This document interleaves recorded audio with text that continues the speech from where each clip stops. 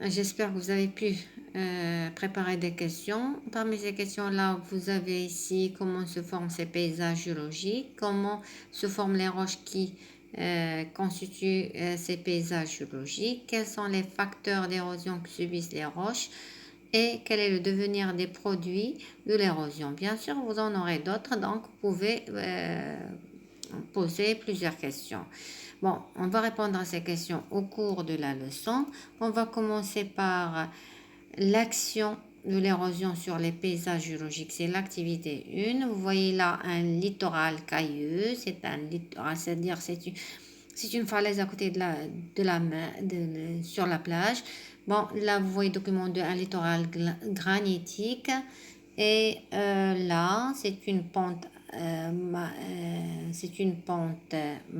mareuse du Marne. Bon, vous voyez là l'action de, bien sûr, de la neige, etc.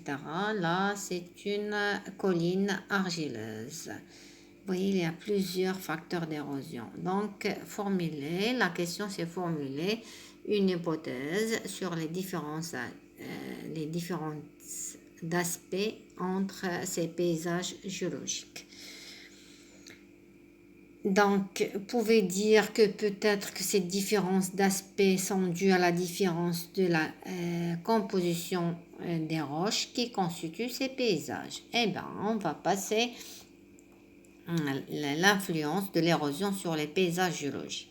On va commencer par l'érosion mécanique, action des vagues sur une falaise. Regarde là, une falaise à côté, bon, c'est une falaise très connue là, ici à Casa, bon, dans la région de l'Ancre. Bon, vous voyez là, cette falaise-là, à côté du phare, une grande falaise qui est exposée à l'action des vagues. Vous voyez là, l'action des vagues sur la falaise. Bon, les vagues très fortes frappent la falaise et bien sûr vont provoquer l'effondrement ainsi que il y a la pénétration de la pluie, de l'eau de la pluie dans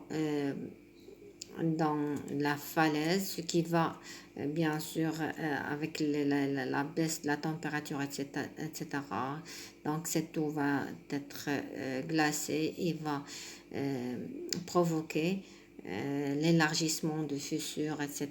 Donc ce qui va enfin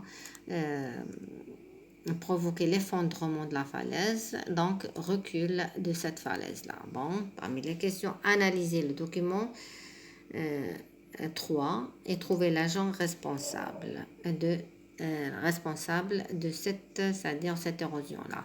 Je vais vous laisser le temps de réfléchir et je vais revenir sur la réponse.